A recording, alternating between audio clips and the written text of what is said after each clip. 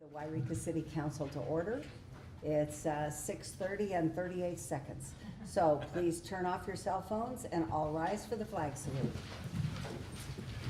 I pledge allegiance to the flag of the United States of America and to the republic for which it stands, one nation under God, indivisible, with liberty and justice for all.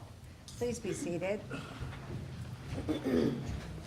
Please silence your cell phones or put them on quiet. Public comments, this is the time for public comments.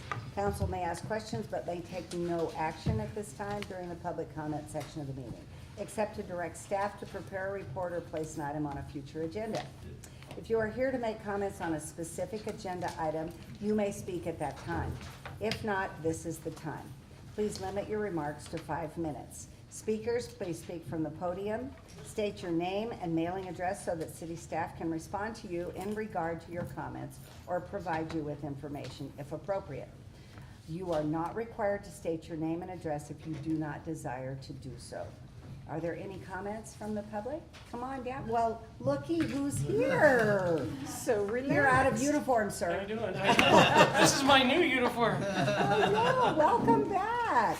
Yeah, I just thought I'd come, Madam Mayor and esteemed members of the City Council, I thought I'd come and say a few words. I wanted to thank you very much for getting the building where it is today. It's almost completed. I also want to thank the city staff, especially Steve Baker, Jeanette Hook, Jeanette's not here. of course Dave Gamache, Chief Dave Gamache, Yeah. for bringing the project home. If you haven't been out there, it's changed tremendously in the last 30 days from where it was. I'm going next Thursday. It's unbelievable. You know, looking back on the plans 13 years ago, I started looking at the first building. 6 years ago, we hit it really hard and heavy. Yeah. And looking at it on paper compared to what the building looks like now, it's just unbelievable. It is the best looking police department, the best police department in the county. I would say it's one of the better looking buildings in the entire county. But I just wanted to say thank you very much. Without your diligence and persistence at getting this pushed through, we wouldn't have it. The citizens of Yreka wouldn't have it. The police department wouldn't have it. It's something that we have desperately needed since I've been there 28 years ago, as we know. And so I just want to say thank you very much. The city deserves it. And you should all take a look at it. It is beautiful. And you should be very proud of what you did. Take a step back. And this is something the city did with their own money. And so I think this is one of the biggest projects, I would venture to say. It was probably the biggest project the city has ever done with their own money, not grant money, somebody else's money.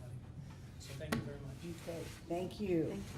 I want to call you chief. Do I still call you chief? Is that kind of like when you're president, you're always president? Is that the way it is? Sort of. I mean, I have a lot of people still call me, but I'm not. David. There's the chief. Yes.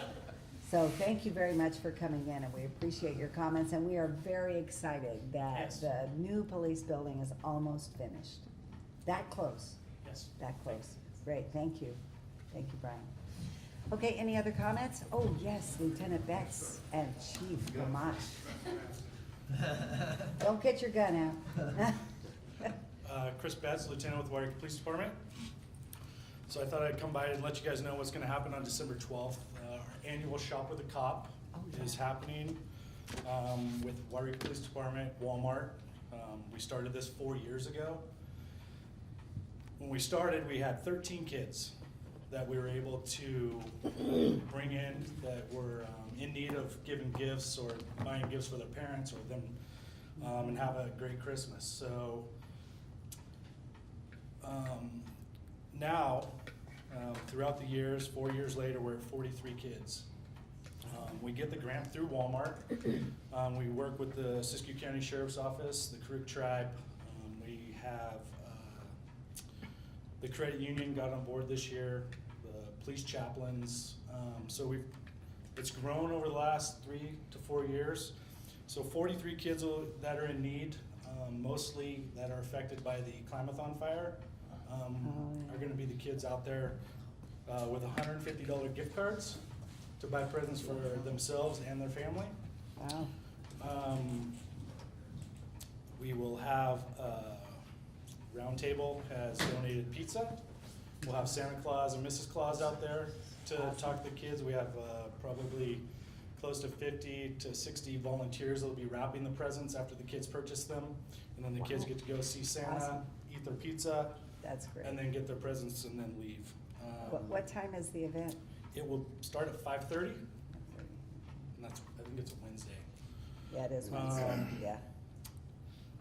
So we have, right now, we have about 50 officers that, throughout the county that'll be there. Fishing Game, CHP, Shasta PD, Tule Lake, everybody gets involved. So the kids will come out, Chief Gamache will introduce himself and introduce the program, and then the kids get to go and walk over next to whatever cop they wanna go shop with. They get a $150 gift card, the cops get to go around with them, they get to pick whatever they want out, whatever they wanna buy. If they wanna buy one Xbox present, then that's what they get. Over the years, we've seen most of the kids buy presents. It's hard for them to buy presents for themselves. They wanna buy presents for their siblings or their parents. Nice. Sergeant Ray Booten has been in charge of this for the last 3 years. He's done a great job. This is a huge undertaking. It literally takes about 7 months from the time we start the grant till we get it. And then coordinating all the other agencies, coordinating the gift cards, how much we're gonna spend, how many kids we're gonna get. We don't pick the kids, the schools pick the kids, the Creek Tribe picks the kids. And that's how the needy, or the kids that are in need are picked. So Ray Booten gets to go to their house and let them know that they've been chosen, them and their families. So they get pretty excited when they show up on Wednesday with all the police cars. So I hope you guys can come. If you can make it, that'd be great. Free pizza, Santa Claus. It'll legitimately probably be the safest place in town. I've been there the Probably last won't have few to worry. years. It's awesome. I mean, and you know what I love about it? I mean, it's such a good thing. It makes your heart feel good. But the kids are all smiling, but the police officers are also all smiling. It's such a happy event. Yeah, and as far as I know, all the police officers, they volunteer their time. They don't get paid.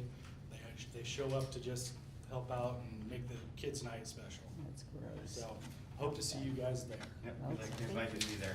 And by the way, we always smile. Chief, you wouldn't tell us a fib, would you? No. Okay, thanks, guys. We really appreciate it. Okay, anyone else? Don, come on down. You're gonna smile at us, aren't you? I have a hard time smiling.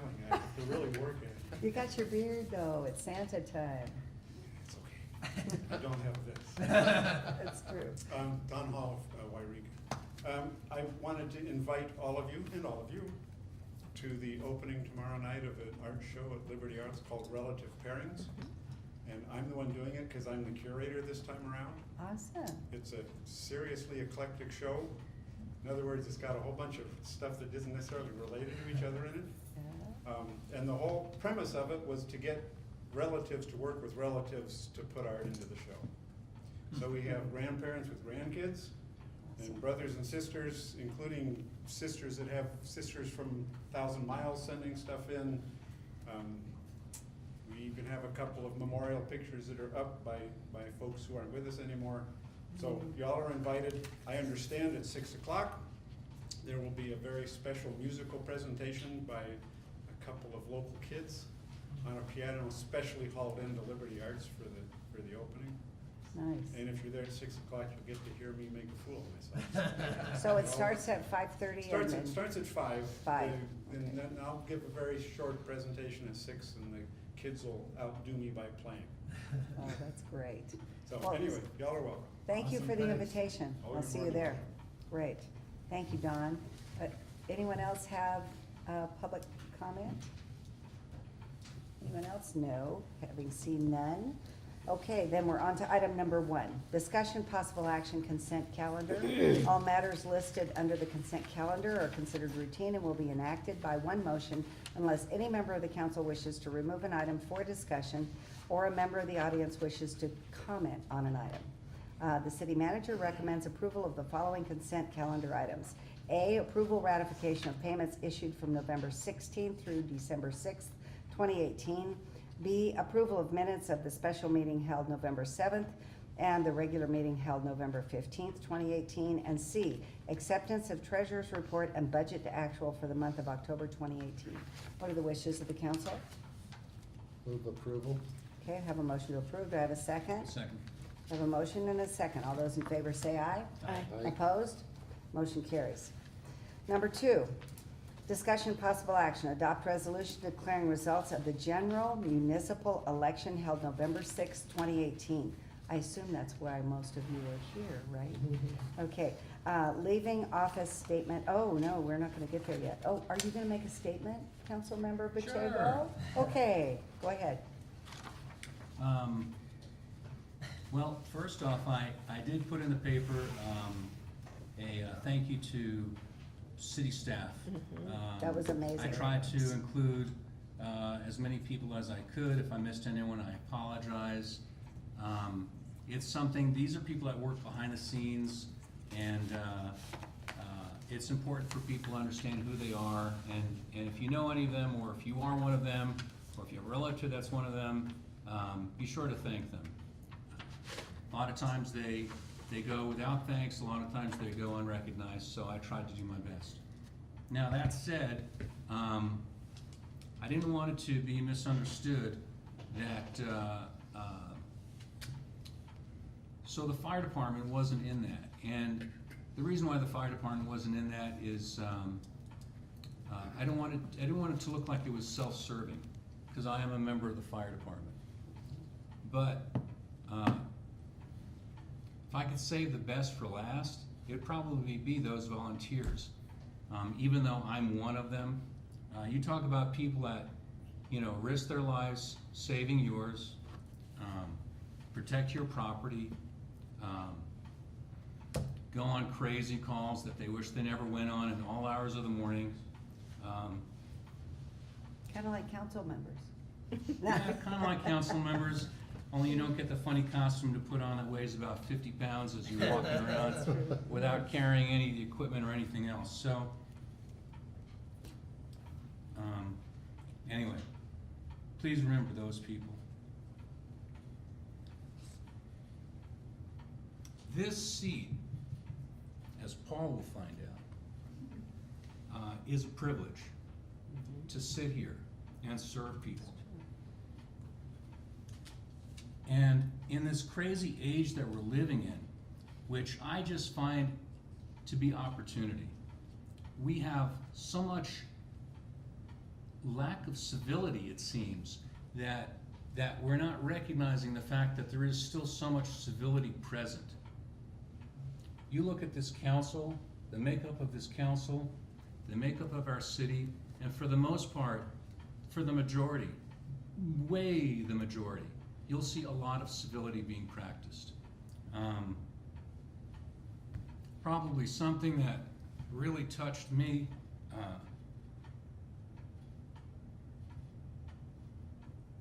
was not the sound of that clock, but Tick tock, tick tock. you look at Bush's funeral, and you see Senator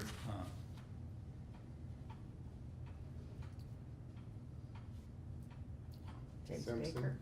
it's hard for me to say this, but Senator Dole Oh, standing yeah. and And saluting. saluting. Yeah, he did. Very touching. All right, so let me move on, because that's highly emotional, as a veteran. So, my prior experience on the council, I was told, hey, you're one of the first council members to ever get away with giving the council members a book. No one had ever heard of that being done. I thought, really? So the book that I'd given on my first go-around on this was Local Government Dollars and Cents by Len Wood. I'm sorry I didn't give any of you new guys that book, but I got that's... it. You did. That is a great book. That's a book where you can you can see all the great work that Retta does, and you can be smart and ask her all the smart questions, because the book tells you what smart questions to ask. But for you guys, and for Paul, I have another book. It won't come until Monday, unfortunately, but I will tell you the title of the book. I'm gonna give it to you. It's thick. It's written by a Nobel laureate, but it is well worth reading. It's called Thinking Fast and Slow. And essentially what it will tell you is how, as humans, we are quick to make very instant decisions, because there are two parts of our brain. The one part is the thinking part, but the thinking part is so polite to the other part that just goes really quick to what it thinks, you should be. So every time that part of your brain that says, I got it, the thinking part goes, okay, you got it, and lets it go. And so this makes you think about that. This didn't come out of the book, but these are 24 cognitive biases stuffing up your thinking. And I'm gonna give you each a copy of these. So there's 4 going your way. And one for Paul. Paul, this is gonna be for you. And it didn't take them long. Can you just flip that over? I come in here, flip it. I come in here and look what I have facing me already. It's like, How easily we're replaced. it's not even cold, All right. So there are books coming to all the council members. Thank you. Thank you. Yes.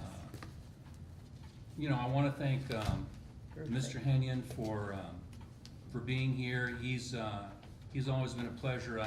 We brought him on the first council that I was on, and can't thank him enough for what he's done for the city. So I don't want to keep going on and on. So with that, I bid you all happy trails. Madam Mayor, Well, thank you. we need to adopt a resolution. Did I miss a resolution? Adopt a resolution declaring the results of the general municipal election. Can I give him his, okay. Yeah. So the first thing that I'd like to do, and then we'll do the Do I resolution. vote again? You can. You can. You're not done yet. Yeah. But we have a little something for you too, and we just want you to know how very, very much we appreciate your deep thinking, and all of your years of helping us, from being mayor pro tem, and then going off of the council and then coming back, and thank you, because I asked you. And I do appreciate all your help on the water committee and some of the other committees that we've worked on. But we have a certificate of appreciation to you, and I'll read it.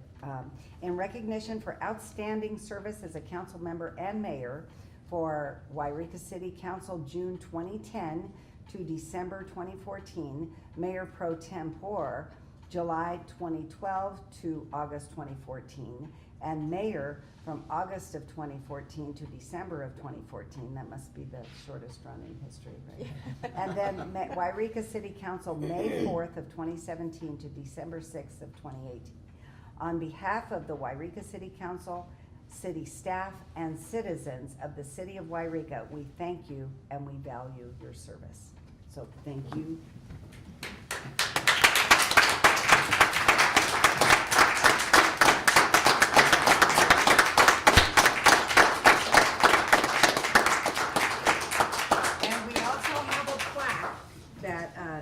That Rob was nice enough to bring back from his first years of service, and we're going to add all the extra years of service to it. So, thank you for bringing this back. Can we do a picture? I always try to save the city money, so. Can we do a picture? Can we do a picture for the outgoing, or should we do the picture of? Yeah, let's do a picture. Let's do a picture. Yes. This council. Can we go right up here? Okay. Oh, we can't. Can we get out that With, way? okay, We can. Okay. what are we doing? We're gonna have a picture there if you With your wanna plaque. hurdle the, yeah, You're gonna get down in the front here? yeah, Okay. with your plaque, there we go. Take your pretty plaque. Do you wanna take the picture? I'll give you my phone. I can. Okay. I didn't vote for it yet. Cool, cool. Way to go. man.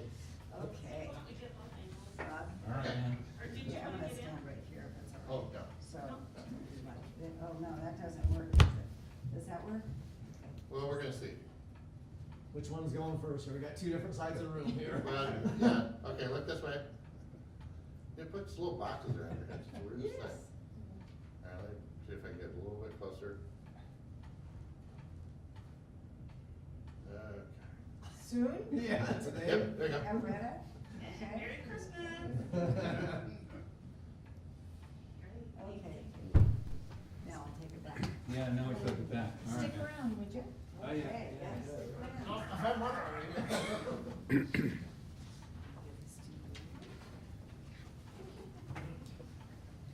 Okay, now we have a resolution. We have to vote one more time. Madam Mayor, Yes, can I make a brief comment? sure. Go Sure. ahead, Don. I just want to express that it's been a real pleasure and honor to have served with Councilman Pacheco. He's an attorney and an extremely busy, successful attorney, and he devoted his full-time attention and resources to the extent of his ability to this city, not even once, but twice, to fill in when we had a need. And as a lawyer, he is able to appreciate which of the issues that come before the city are the weightiest, and he would do everything he could to pitch in. It's really, and as the city attorney, having another attorney on the council could be a nightmare. But thought you were gonna in say this it's pretty case, cool. it was an absolute joy, and I certainly appreciate the opportunity of having been with him. Thank you. Thank you. That was Thanks. very nice, very nicely said. And by the way, that full-page ad was pretty impressive. Yes, it was. How's anybody supposed to follow that? I don't know. Two-page ad. Okay, so item number 2 starts with discussion possible action. Adopt resolution declaring results of the general municipal election held November 6, 2018. So, you all have the resolution in front of you. What are the wishes of the council? Do I read the, I don't have to read it. You can I'll read it. make a motion that we approve it. Okay, Norm? Second it. Okay, we have a motion and a second to approve the resolution of the City Council of the City of Yreka declaring results of a general municipal election held November 6, 2018. All those in favor say aye. Aye. Opposed? Motion carries, so it's official. Thank you so much for your service, Mr. Welcome, Pacheco, guys. former council member Pacheco. Can't we just Stick Good around. stuff. Read that book. It's cool Okay, stuff. all righty. And so, the next thing we do then is to have an oath of office for newly elected council member. So Paul, come on in. And too. you and Well, Debbie. you all You and Oh, Debbie. and then, that's right, we won. All three, yes, 3 of those. We swear in. Gotta get down Right, there. okay, so we have to get down there, we gotta do the thing again. Okay, so who's gonna swear? If you wanna go in front of the dais, you might wanna put your stuff down, Paul.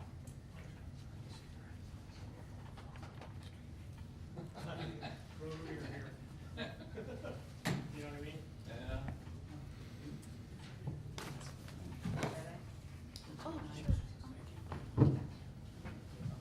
Oh, we're gonna do the same thing. Swear. Oh, no advertising, what's this? Oh, okay. Okay, you might wanna look up at the camera, raise your right hand and repeat after me. I state your name, I, Paul McCoy, do solemnly swear do solemnly swear that I will support and defend that I will support and defend the Constitution of the United States the Constitution of the United States and the Constitution of the State of California and the Constitution of the State of California against all enemies, against all enemies, foreign and domestic, foreign and domestic, that I will bear true faith that I will bear true faith and allegiance and allegiance to the Constitution of the United States to the Constitution of the United States and the Constitution of the State of California, and the Constitution of the State of California, that I take this obligation freely that I take this obligation freely without any mental reservation or purpose of evasion, without any mental reservation or purpose of evasion, and that I will well and faithfully and that I will well and faithfully discharge the duties discharge the duties upon which I'm about to enter. upon which I'm about to enter. Congratulations. Thank you. Thank you.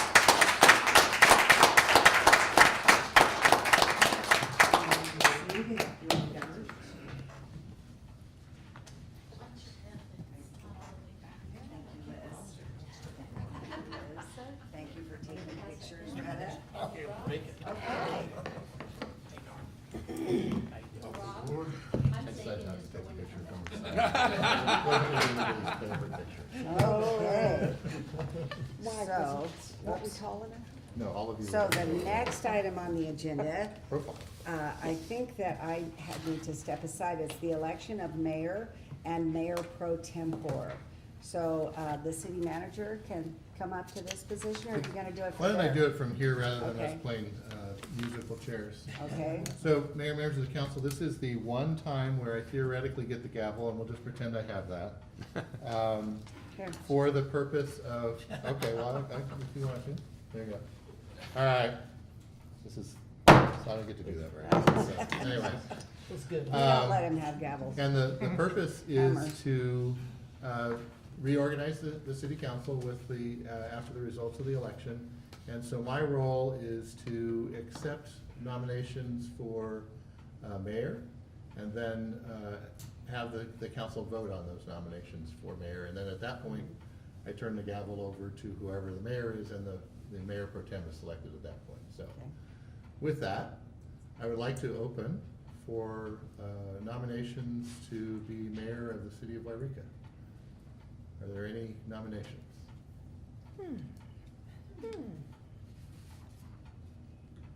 Look how shy we are. I actually would rather see the community vote for those positions, but it's been discouraged. Well, I have to say that I've really enjoyed being mayor. It has been a great honor to be mayor for the city of Yreka. It's very time consuming, but it's been a joy. And the citizens have been wonderful to work with. I can't even express that enough, so I would like to say that I've really enjoyed my 2 years. Well, I'd like to make a nomination that Joan Smith Freeman is the mayor. Okay. I have one nomination then for Joan Smith Freeman. Do I have any other nominations for mayor? And I'll check again. I'd like to nominate Deborah Barron. Okay.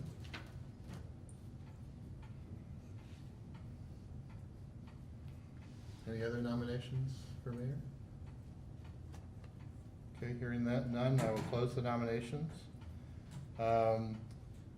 We will vote on the two candidates in the order in which they were nominated. So the first nominee is Joan Smith Freeman. All those in favor of Joan Smith Freeman for mayor, please signify by saying aye. Aye. Can we Okay. get a raise of hands? I didn't- Oh, yeah. Okay, I guess I get to vote for myself. okay. You do.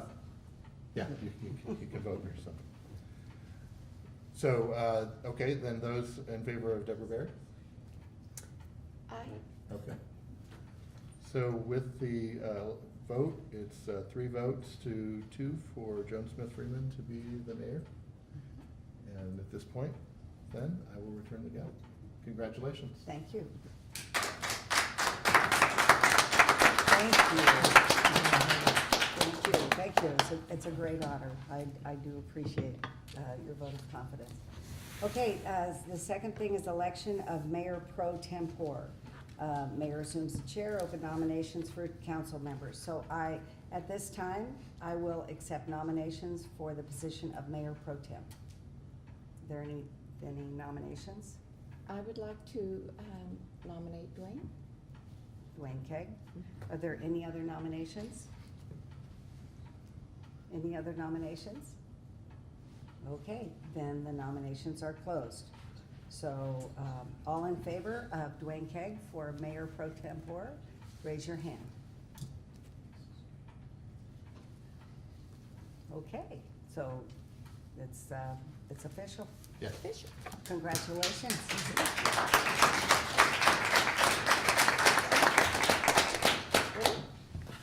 Okay, Let's do the swap, huh? so, yeah, you guys get to swap. Welcome. Okay, so presentation, notification systems for emergencies is the next item, so, who is here from, is that, there we go. Oh, yes, come on down, guys. Unless you're. Yes.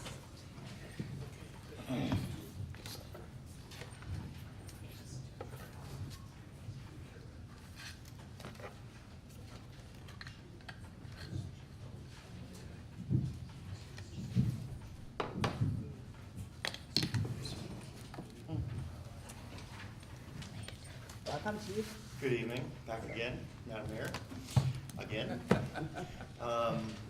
Last council meeting, before Thanksgiving, you asked us to invite, or you invited myself, Gary Lemus, Fire Chief, and Jason Vella from OES to talk a little bit, very briefly about systems in place and a little overview of emergency notification to the public. So, as I talked a little bit last time, the city has basically 3 or 4 types of notification during an emergency, a natural disaster, wildfire, other natural disasters. First is a system called Code Red that Jason's gonna talk a little bit more about and some changes to it. It's a subscription type based idea that you can get notifications on your cell phone and your home phones. The second is reverse 911 system through the police department. We are in an upgrade, so it will change a little bit in the next few months, but we'll adjust to those changes. And the third is a FM emergency broadcast through our local radio station. And the last being a door-to-door. Since you asked us in the meeting before Thanksgiving, I talked to 5 or 6 police and sheriffs and highway patrol agencies that have dealt with wildfire over the last few months, the summertime basically. Some of them had very robust systems. Some of the agencies had a lot of personnel on the ground to go door to door. And I got a resounding similarity between all of them is that in most of the cases, there was fairly ample notification time. They knew for the largest majority of the public that was at threat that there was a disaster coming or potential disaster coming, sometimes 30 to 40 minutes and up to 2 or 3 days notification that it was en route to their location. And I asked each of the law enforcement representatives or those who I talked to, how, if they could give me an idea, just a number out of thin air, what the cooperation level was when they either knocked on the door or contacted somebody in person or put out notification, what was the cooperation level of the people notified? And they said about 10%. So they were notified that there was a problem, that it was potentially coming their way, and roughly 10% said, I'm grabbing my stuff and leaving. About 90% said that they had been through it before, they'd been notified of disasters, they were well prepared, and when they went back with the second wave of on-the-ground people knocking on the doors, front doors while the back doors are on fire, they literally were now trying to leave at that point. It's kind of an odd phenomenon. Most of the society does not like the government to tell them what to do. Okay, no, I don't, not even me. Okay, and it's funny that we as, I guess, as a branch of the government will go and tell somebody, you should probably leave for your own protection. And a lot of us feel that we are adults and we know what we need to do to protect ourselves. But then after the disaster over, it's like, why didn't the government protect us? It's a hard thing to try and tell somebody that you need to take some responsibility for yourself. we will do the best we can on notification. We will do the best to tell you to mow your lawn and your tall grass and your underbrush, and we will tell you till we're blue in the face. But when natural disasters strike, forest fires and these problems, there needs to be some accountability with the people themselves to say, I'm an adult and I need to pack up when it's safe and leave. We will continue to go door to door, but some of the measures are become kind of harsh. We'll knock on doors and we'll ask people to leave, and when they say, no, I'm fine, I'm not leaving, I'm not heeding the warning, we carry Sharpie pens, and we ask them to write their name and their date of birth on their forearm. So when we have to go back and dig through the ashes, we can try to identify them. Wow. And we tell them that, we hand them the Sharpie, and for some of them, it's a little bit of a wake-up call that we're gonna be coming back sifted through ashes. We're not gonna come back carrying suitcases to help them leave. So we do have systems in place. We've used them in the past. I don't have a crystal ball, so I don't know what to say as far as triggering that panic that I'm telling you to leave or I'm asking you to get ready to leave. But I would rather err well on the side of caution and be criticized later for asking people to leave way too early and say that I was totally ridiculous in my judgment in asking them to leave early than to be crucified on Monday after the fire is burned over and I can't live with myself for not putting it out earlier. Yeah. So if and when the city of Yreka has a natural disaster, if I'm still a chief at that time, you probably will see me ask for evacuations very early, much earlier than most, and it may cause panic and it may cause chaos. But in the end, tomorrow, when everybody's still alive, I'll be pretty happy with myself and I'll take that criticism. After what happened in the city of Paradise, I certainly appreciate the fact that you would rather get people out and safe early. Sure, we get criticized all the time, and I got a big shield, but I'll take it. And a little bit of extra thing about the city of Yreka compared to the other fires that I don't want to focus solely on fire because there's many other things that will go door to door trying to get people to go. But the city of Yreka is bordered, about 2/3 of our community is bordered by grass. And from what I understand, it spreads quickly, but with much less heat, other than tall fuel, underbrush and leaves and such. About 1/3 of it's covered by brush and some oak trees and very little stands of conifer timber. So we sit in a lot better position than some cities. The other thing that the city of Yreka has that some cities don't, that have experienced a lot of problem, is escape routes. So we have I-5 north and south that runs. We have 263 north end, Old Highway 99 south end. We have Main Street and Oregon Street that both supply full lateral movement within the city.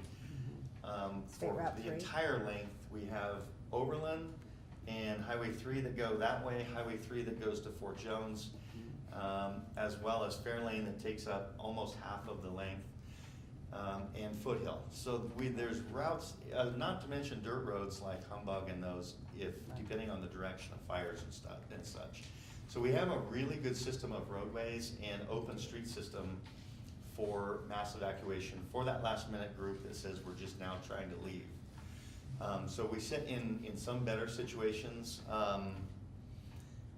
But lastly, there are portions of the city that are more vulnerable than others that may have been built earlier that have only a single ingress and egress. And the city manager and I have toured some of them and are encouraging neighboring properties to work with those private landowners to either install exit routes or agreements for exit. So with that, I'll turn it over to either Jerry or Jason, whichever. Jason, welcome. Good evening, thank you for the invites.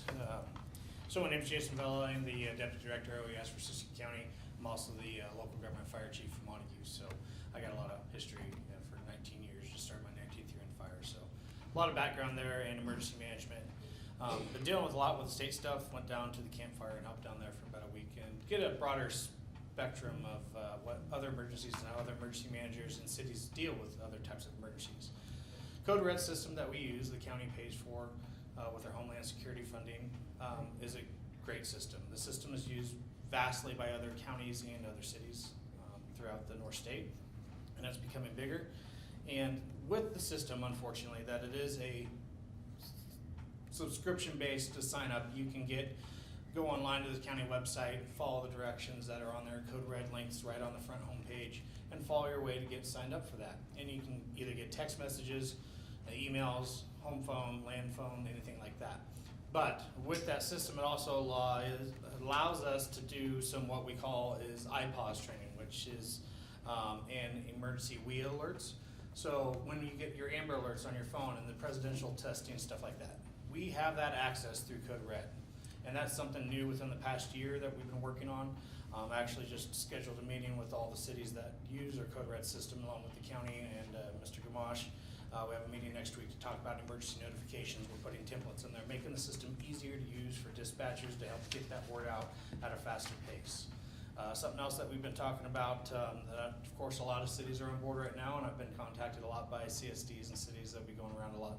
I'm kind of kicking off a emergency preparedness planning for cities, because it is up to cities to make the evacuation plans and start that process, but I'm willing to help and get that kicked off. And so I already talked with Chief Lemus and Chief Gamache about this, meeting at a later date to talk about setting up some pre-zones inside the cities.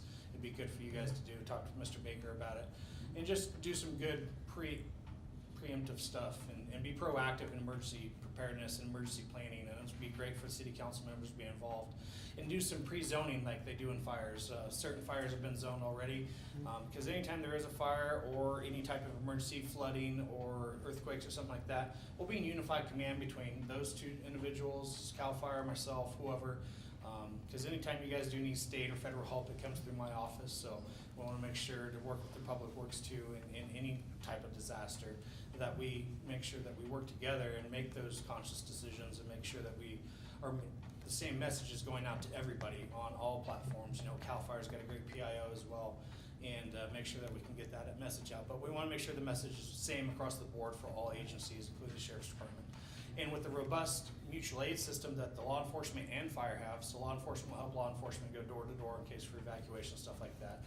Dave has that opportunity to do that with other law enforcement agencies inside the county. Same thing with fire. You all see different fire engines show up when you get a big fire, whether it be CAL FIRE, Montague Fire, Grenada, South Yreka. All these different agencies have these great mutual aid systems already in place to help the citizens of Yreka and help the citizens on the outlying area of Yreka. So I just want to inform you guys that the Code Red system it's a great system. And with us in getting this training to their dispatchers to be able to get that IPAWS message out, so that way, in case you do not sign up for the system, that you're gonna get the alert, you're gonna get the warning. So, you know, and that's the thing that, you know, making sure that we're talking about warnings and orders. There's two different things when you're talking about emergencies. Most of the time, you're gonna be dealing with warnings up front with early notifications, and then when it's time to go, it's the order. You're gonna hear mandatory evacuations in different counties. Each sheriff's department, police department does things different, but we like to use the same terminology, try to stick with warnings and orders. And Dave's, his statistics are right on, 10%, and that's pretty much almost nationwide. In any emergency, it is, same thing with sheltering. When we open up shelters, you're about 10% of the population that we do, and it's unfortunate, but it is very hard, but we cannot physically force somebody to leave, so it is their right. But what I can't sentiment what Dave Gamache said a lot about, Chief Gamache, about making sure that people have to take some accountability for themselves, and they do in emergency preparedness. And there's lots of ways out there to be prepared, but there, you know, you have to be, you know, take that upon yourself to do that. And there is a lot of accountability on yourself, but we try to promote that and try to help as much and give ideas for that as much as we can in my office. Great, thank you.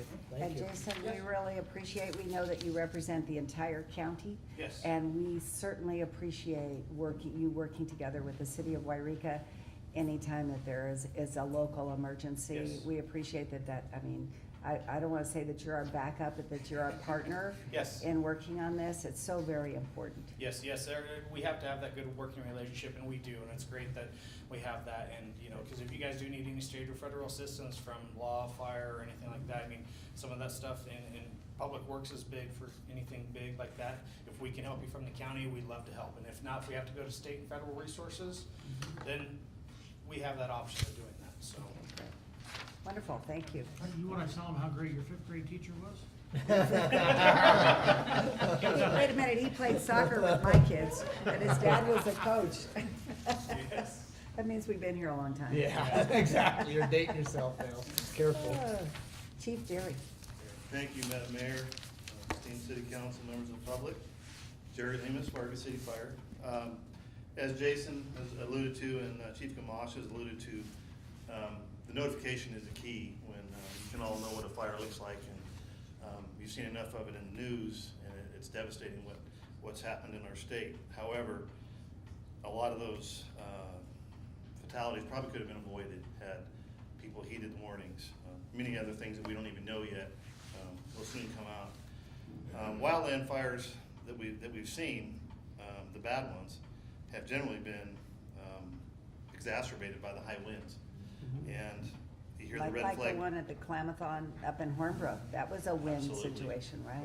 Right, and even the grade fire that hit pretty close to home a couple of years ago was concerning to us, and, you know, we had good communication throughout that process as well, and former Chief Bowles was right on it, and, you know, gave out the order, and some things that that Chief Gamache and I identified on that, we're continuing to work to make that whole process smoother, so. My point in talking to you folks tonight was basically to let you know that when we're fighting fire, that's my job, is to make sure that's being handled through the unified command with whoever's gonna be in the command post, city manager, law enforcement, fire, OES, and making sure that the word gets out to the folks that not to wait. When the orders have been given, you know, we have to urge people to leave, because we don't want it to become a rescue mission, and where we're not fighting fire, we're trying to rescue people, because at that point, which happened in Paradise, that's really that's all they could do. In the Bowles fire, that's pretty much all they were able to do, was get ahead of the fire and try to get people out. There wasn't a whole lot of chance to actually fight the fire, so that's critical. We want to make sure that people heed the warning and leave if they can. And during the high wind events, when fire is on the ground, you know, and evacuation orders are in place, people leave, then it's our job to make sure that we protect the property. And with that, we do the best we can with the resources we have. And as you've seen, I mean, the devastation that's occurred with high winds, sometimes it's not even possible to stop those. So it's a learning experience for all of us to know that the sooner you get the warning, you need to leave. During the high winds, the ember cast, the fires can spot ahead to up to a half a mile. So I would just heed people to make sure they don't try to diagnose what's happening looking from a distance, because it can look, oh, it's a long ways away. I heard that on the car fire from individuals that were there. People were saying, well, we've got a long time. Well, maybe you do, maybe you don't. If it starts in between and the wind's pushing it, it could be on you, and, you know, much sooner than you had expected. And that's where the problems start, you know, popping up. So be prepared, leave in advance if you can. You know, and those are the same things that Jason and Chief Gamache spoke of are critical, because when it comes to our job, we just need to be able to focus on the fire and how to contain it and keep it from, you know, destroying life and property. So that's my main message tonight, is we'll do our job, but help us help you better. And in the meantime, I think it's important to note that code enforcement with the city has done a fantastic job with fuel reduction. Steve and I have talked at length about that and the successes that we've had. It's gonna have to continue. Individual owners of property have to make sure that they're doing what they have to do to make their own properties safe and prevent the spread.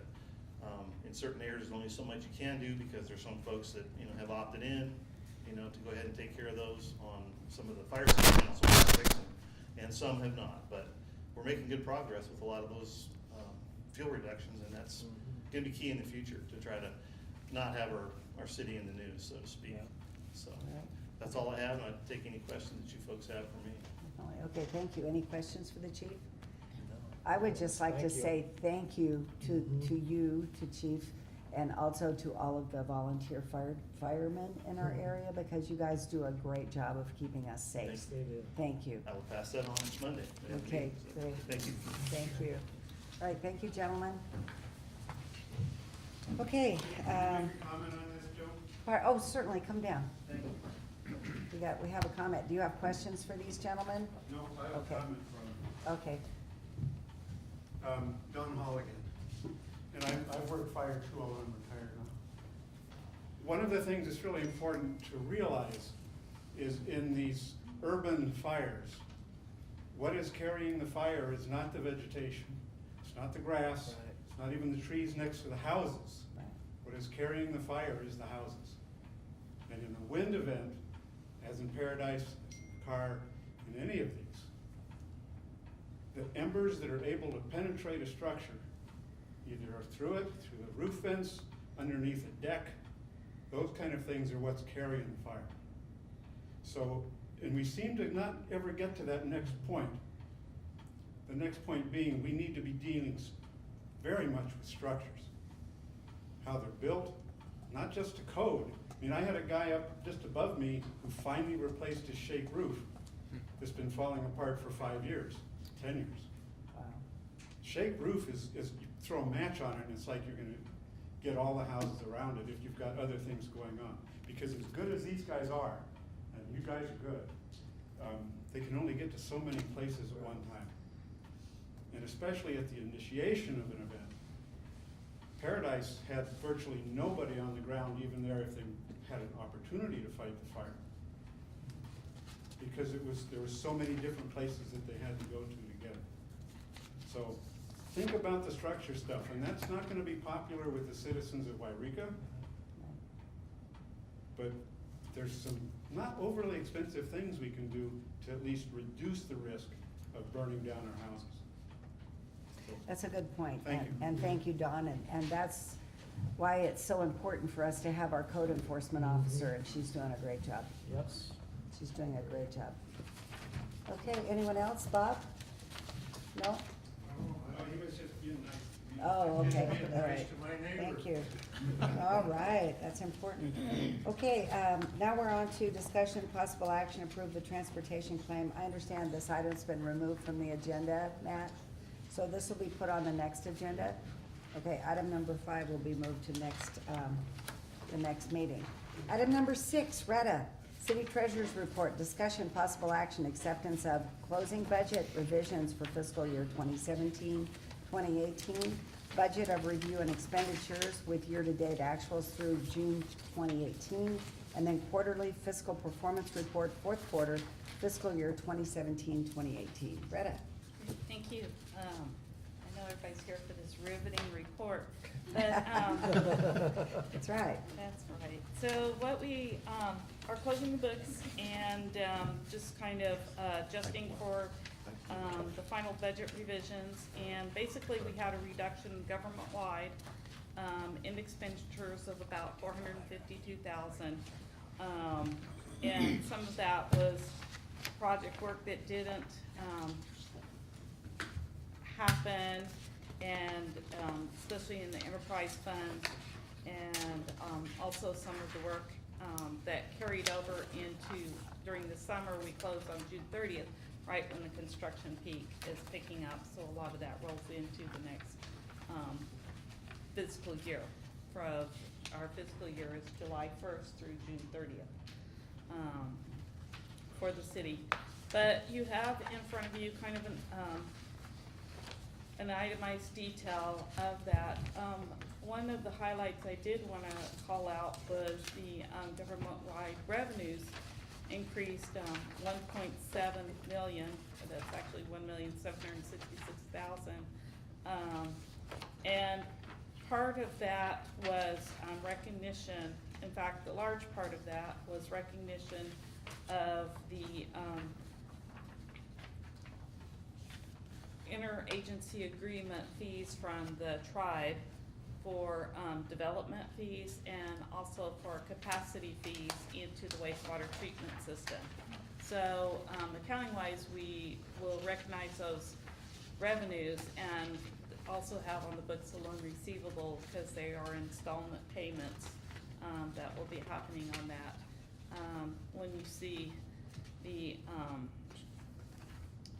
when we adjust for the, from the fund accounting to the governmental accounting, you'll see those as deferred revenues back again. So there'll be kind of two fund statement presentations for those, in that, with respect to that. But, if you have questions on anything specific that kind of caught your eye, I would try to address that, but otherwise, we did bring these to you in May, and, this year had a little bit more than I expected of adjustments from May till now. I do apologize for that, but I just wanted to bring those forward to you. Okay, thank you, Retta. Are there any questions from the council? One question on revenue, item 3, it says transient lodging, 150,000, that's from the transient occupancy tax, is much Correct. better than we anticipated. Right, right, TOT was up. Some of that had to do with the fire.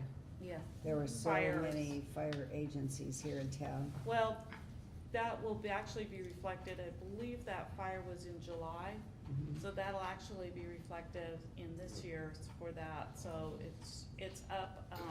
It's hard to know what part is, you know, the seasonality, because our fire season is actually kind of the summer months, which is also tourism months, so, it's really hard to know how much ramped up from the, T-bid campaign, but it's really, I think, gaining ground as well as the fire season on that, for that, but yes, it's quite a bit higher But than. Discover Siskiyou is doing good promotions. so Correct, that correct. could Doing be a a great job. Yeah, big I called portion it of the that. T-bid, but yeah, Right. it's great marketing, Right, that's it's the going money from the on, so, T-bid. yeah.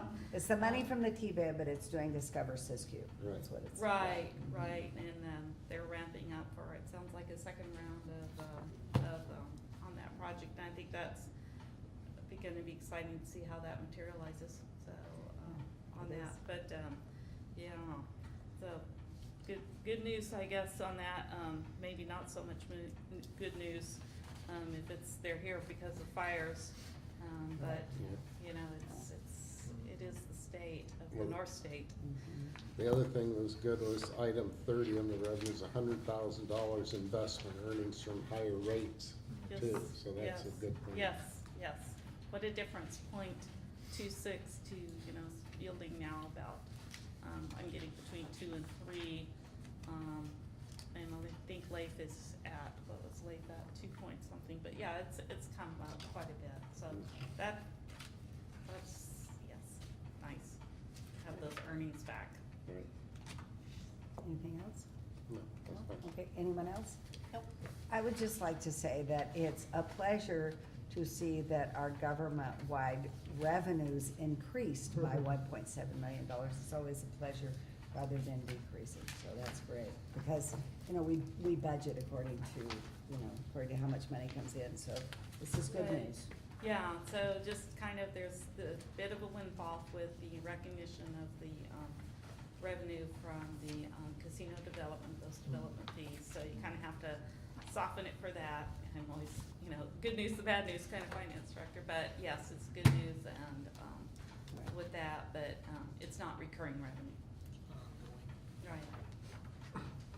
Right. Okay, are you on to the operating budget now? I am, so, Okay. the auditors will be in soon, but this is our preliminary performance reports, that I didn't hold off distributing, to you earlier, but it's kind of, recapping what we believe to be, a fairly good estimate, unless the auditors find significant adjustments. This would be, fairly representative of how we're closing, for the year. And, with that, again, we were expecting, an expenditure, deficit of about 1.6 million. A couple of projects I'm gonna just call out was the construction on the police building rolled quite a bit into, into this current year we're in, which is 18-19. on the outgo, so that's why, so much better than expected, there. And then also, with the water, we were going to do some large projects. One of them included, tank replacement, in hopes that was deferred, in hopes that probably, Prop 1 money might cover that. So strategic decision there. But otherwise, again, I think, very positive performance reports on that. Again, our operating revenues went up, but also did our operating, budget increased, for also some additional items on that. We did have Socola, we did bring on, some changes on that, and we can go into, recapping the year, but, those have all previously been approved, except for the budget adjustments brought for you this evening. Overall, just the general operating fund, I think that's the one we really like to watch closely. We expect about 680,000 up this year. And so I know, Norm, you had looked at, you know, if we did close in the black, you know, perhaps setting aside some funds for that at a future point, or for some of the operations you'd mentioned in the budget closing or in the budget adoption. So we'll look at that at a future date, make sure that these are not adjusted by the auditors for any reason, but I think hopefully they're fairly representative at this point. Okay. Any questions for Retta? It's very comprehensive. Thank you very much. And it actually, it looks good. Everything's in the black. That's the good news. Right? You'll see, again, when we get to the financial statements, and that's why I brought to you at an earlier meeting, the pension funds kind of roll in and they kind of change for one of the presentations how well we look when you factor in the pensions. The PERS. Okay. The accrued liability. Yes, sir. Yes, yes. And that's something that all rural cities are, well, all cities period, but especially rural cities are really dealing with the increases in the cost of PERS. Correct. Okay. Watching the courts, yeah. Okay, any other questions? Okay, thank you, Retta. You want a motion? Oh, yes, I'm sorry. Motion to approve as presented, or anyone want to approve? I'll move that we approve as presented. Okay. Second. We have a motion and a second. All those in favor say aye. Aye. And any opposed? Okay, motion carries. Thank you. Thank you. Okay, Paul, did you want to say something? No. Okay, all right. Okay, well, I think that now we're on to reports, right? City manager report. So I have props tonight. You have props? And Props. yeah, Okay. props, yeah. Props are good. So, I'm just gonna pass this around. This is a thank you card from the Kiwanis Club of Yreka that, as you know, puts on the annual Easter egg hunt for children. And we evidently turned that over to them a long time ago, maybe when the members were young, I don't know. Or there were a lot fewer. So just want to pass it around, because I think it's pretty cool Oh, card. that is cute. Yeah, they did a good job with that. And then the other thing while that's going around is that we also got a thank you card because we allowed, and I'm gonna show the audience this first, but also show the council, is that we allowed the Friends of the Library to use as a base the city logo for their logo. Now, instead of things like picks and gold pans, they have the minor reading a book. So, yeah, Okay. anyways, I'll show that out here and then I'll pass this around. Awesome. Pretty smart. So- So they appreciated that, and I think it turned out Nice. actually very well. It sure did. I'm not sure how that works in the Clint Eastwood movies, but, you know, Did Lacey see that? that's the way it is, so. The minor is not, yeah, he's sitting on a stump Reading and a he's book. reading a book. Yeah. So there you go. I think it's a stump. It might be a rock. I think it's a Okay. rock, yeah. And- Awesome. And that concludes my reports for this evening. Oh, okay, well, that's, we also got a nice, thank you card from Roxy, who retired from the police department. She said, City Council, thank you so much for the nice commendation award. It's very nice. We had invited her here to make a presentation and she declined. She was shy. So she sent us a nice thank you card. I truly enjoyed my years with the city. So, pass these on. Anything else? Nope, that No? concludes my report. Okay, Debbie. I did the parade. I hope everybody enjoyed the Snowflake Parade. I got to judge it Wes? again this year. It was a blast. A little small. I'm hoping that it grows next year, so send the word out for more floats. We need more floats. How many do we have? We had 6 to judge, but not, we had more floats, but only 6 wanted to be judged, so normally there's a lot more. But it was a good time had by all, I think. Let's add, if anybody went there, Debbie did a great, she was one of the judges, but she got into it very festively. She was fluffy. She- Yeah. She was a snow person. She was a snow person, yes. it was- Snowman. I was a snowman. It was quite good. Snow woman. Snow woman. Okay, That's it. that's all, okay. So Dwayne? Oh, I did to attend the parade. It was good. It's hard for me because this is a event that's very near and dear to my heart. So changing it was very tough for me to follow behind that and support it. So I'm always in support of any creative things for Yreka. So in the future, if it keeps going the direction it is, I'll support it and keep going with it. But most of all, I just want to make a comment that it's been an honor and a privilege working with Rob Pacheco, and he's taught me a lot, and it's gonna be hard to see him go, and Paul's gonna have some huge shoes to fill, put it that way. Got big boots under there. And he's been an awesome guy and also an awesome friend now too. Thank you. That's it. Anything else? Okay, Norm? Well, I attended the parade, but the other major thing was the Yreka Area Fire Safe Council, which was, I think, on the 27th of November. Things that came up, they mentioned that the lot that's part of the hospital to the west, that there's a lot of brush that hadn't been cleared in that area, and it's like they were wondering how come the hospital hasn't taken care of their property. I don't know what the extent of it, but that's something the code enforcement officer should look at, and said there was homelessness in that area of it, and then that wasn't public property, but it was private property. The other thing is, what code do we have that deals with the lots? We're doing the clearing of the lots of 40 foot around. Correct. On the streets, but what about these lots that are to the west of the city? They're still in the city limits, but they're bordering the, lots of brush and trees. Now, are those, is there a requirement for them to clear their property? Because that's a danger where the fire could come down and come into the city through that type of property that hasn't been cleared. I'll have to check with their code and with code enforcement on exactly what we're looking at there, but I think when it's a vacant lot like that and not adjacent to houses, they may just be doing the streets as opposed to their perimeter around the entire lot.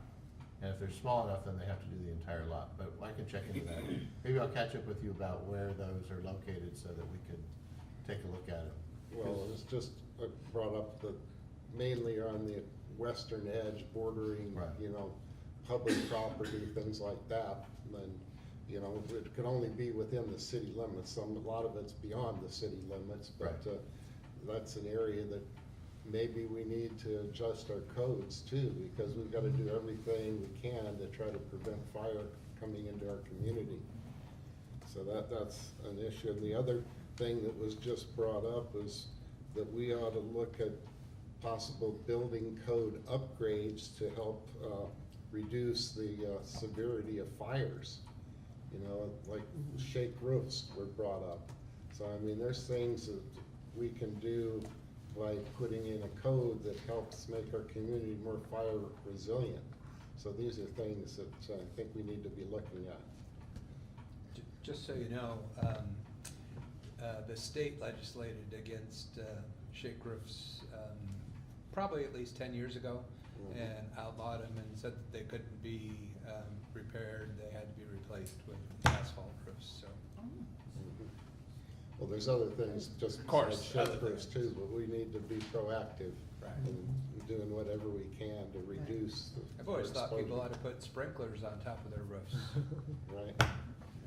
If you have them inside, you should have them outside. Yeah. That's it. Okay, that's it. Paul? I just want to, express my gratitude to people that voted for me. I've run before. It's been 20 years. Joan encouraged me to run this time. She said, "Hey, have you thought about running?" And I'm looking forward to working with the council and working for, continue to work with what you're doing to help to better the city. So, because Yreka is a great place to live. It really is. And welcome, Paul. And Paul is he's being very kind, and he's not mentioning. You were on the planning commission for how many years? I don't know. How many years, Liz? I don't know. I'd have to, maybe 2 or 10? 3 or. 2 or 3. Two or three. And add a 10 to I that. don't have the number, but. And historic commission before, Historic yeah. commission. It's been at least 10 years, I probably don't know. 15. Liz and I've worked a lot together. So you're well prepared for this job, so thank you. And I will prepare. Thank you for running and welcome to the council. I also want to say, following, Rob and I were in Rotary together for, I don't know, maybe 2 or 3 years. Yeah. And Rob was real active. He's a hard act to follow. He was real active in Rotary. They always say if you want to get something done, find a busy person because they'll get it done. And Rob always did that. Right. He didn't have. I don't believe you had as much gray. I don't think you had any, and I don't know if that is the city council. Guess Or- what? The lights, Or yeah. trying to get your daughter through high school and college, get Katie there, but, Rob's a tough act to follow as a speaker, let me tell you, cause I've heard him speak, and Rob, you're gonna be a tough act to follow here, but, I know that I can call you also and bounce ideas off you. Great. Thank you. Thank you, Paul. Well, it's been a busy couple of weeks for me, and the first thing that I wanted to talk about, and I wanted to thank some of the members that are here, both Norm and Steve, is that Yreka Rotary does provide a senior Thanksgiving program. And I think some of the people here maybe have been there. But we served over 100 seniors, and my husband is here too, and he helped deliver meals. So we not only served the people that showed up, but those who could not drive down to the community center. We delivered a full meal, turkey, dressing, mashed potatoes, green beans, the whole schmear, and a roll, and pie, lots of pie. And so we had a lot of appreciation from the community for that. And it just does my heart good to see all the smiles. And Dwayne's mom showed up because Dwayne and Debbie went south. Yes. This nice lady was there, and she kept saying, "Well, I'd be with my family, but they went down south." Oh, no. And then when we were cleaning up, she just kept coming up and saying, "Let me help." And I said, "Oh, no, you don't have to help." She was so insistent, I finally said, "Come in, I'll give you an apron." And so she helped us clean up, and then I said something about Dwayne, and she goes, "That's my son." And what a delightful lady your mother is. What a delightful lady. So She's a worker. really appreciated that. And that was a wonderful annual thing that we do.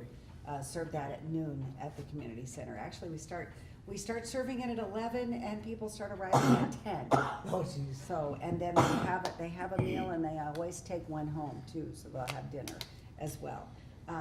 The parade, I also attended the parade, and I was at the Per Angels, after the parade, I was at the Per Angels booth buying one of those great big giant wreaths, and they had a pop-up, and it had been sunny, and then it was rainy, and then it was sleeting, and then it was snowing, and then it was raining again, and that somebody didn't like me up there because it kept dumping water on me. I was soaked, but I got my wreath.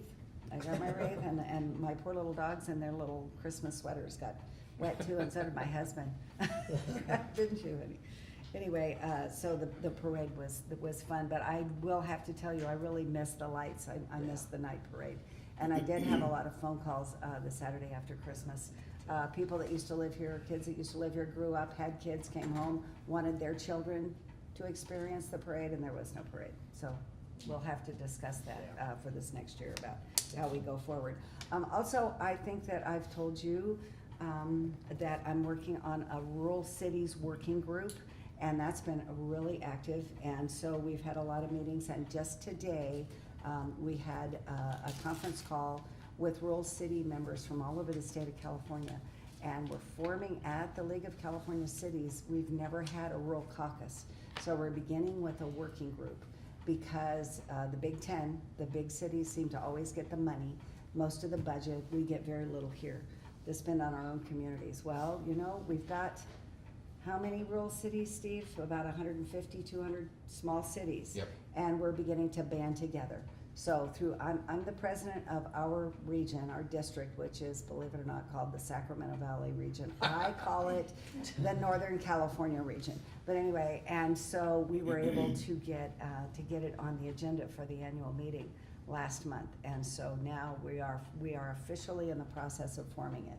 So as the president of our Sacramento Valley division, I was invited to come down, I'll pass this by, to Southern California. They paid, all I had to do was get there. They, League of California Cities paid for everything, I guess. Anyway, and it was called the League Leaders Workshop. And the purpose of us all being there was to set the goals for the coming year. And we were supposed to set forth 3 goals. We couldn't do that. So we ended up with 4 goals, which I have here someplace. Let's see, and that I will read to you, but the important thing is that we had people from rural California there. Very important that the goals that are set are not just the goals for big cities. So just to let you know some of the things that we did. Goal number 1 was provide cities additional funding and tools and preserve local authority to address housing production, affordability, and homelessness challenges. Number 2 was improve disaster preparedness, recovery, and resiliency, as we've seen with some of the fires, the massive fires in the communities. So to provide the resources to cities and expand partnerships to better prepare for and recover from wildfires, seismic events, erosion, mudslides, and other disasters. We felt that was, you know, top of the list of important things. And then promote sustainability of public pension and retirement health benefits. And number 4 was address public safety concerns of California cities. So it was 2 days of some intense, interesting discussions from people from, you know, from all the way down from one border to the next. And it was interesting, and I was honored to be there and be part of the discussion. So I wanted to pass this around. They also, while we were there, gave us this legislative report. These are all the bills. This is a compilation of 2018 statutes, all of the statutes that were done. So I'm passing this around, but I'm also going to give it to Steve to keep it in the library at the office here. And if any of you are interested in looking at the background for the League Leaders Workshop, I've got this here as well. So, oh, and last night, we had a meeting of the Ringy Pool stakeholders. And this has been ongoing. This is our 2nd meeting. We have people there from schools. College of the Siskiyous was at the first meeting. From the schools, the hospital, the YMCA, who all was there? We had, don't tell anybody, we had 3 council members, 4 council members there, but we only had 2 talk done. Don said we could only have 2 that could speak because it wasn't noticed. So the next one will be properly noticed. But the important thing is that we're all at the table. It was really interesting to see all the different perspectives and also to hear from Splash the different programs that they have had at that pool. And we're looking at what we would like to continue. So I feel that it's an important issue for our town, and we're going forward. You know, we've gotten an assessment that it's $4.7 million. We even looked at downsizing to see if we could make that amount smaller. But we even looked at maybe having grass around it rather than the concrete. We even talked about solar panels that would decrease the amount of the amount of money that it takes to heat the pool. So there's all different aspects of that we're looking at. The best way to get the job done for hopefully less money. So that was my busy week or two. It was pretty busy. So anything else for the good of the order? Don? Anything else for the good of the order? No, I don't think so. Okay, all right, Steve?